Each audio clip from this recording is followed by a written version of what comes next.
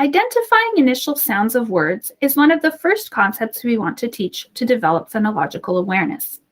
We want students to identify and pronounce the first sounds in a word. For this activity, we're going to choose words according to where we are on the phonological continuum. We're going to say a word and ask students to repeat the word and isolate the first sound. Madame dit jolie. Tu dis jolie. J. Allons-y. Poule, poule.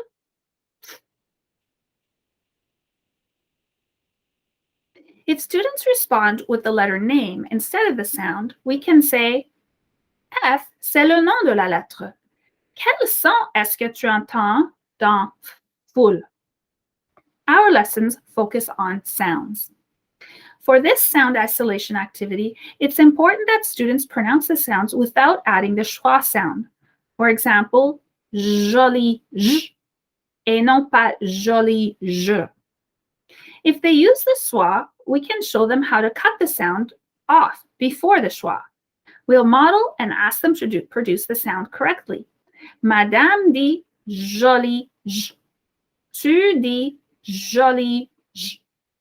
So that's how we can help students learn the initial sounds of words to further develop their phonological awareness.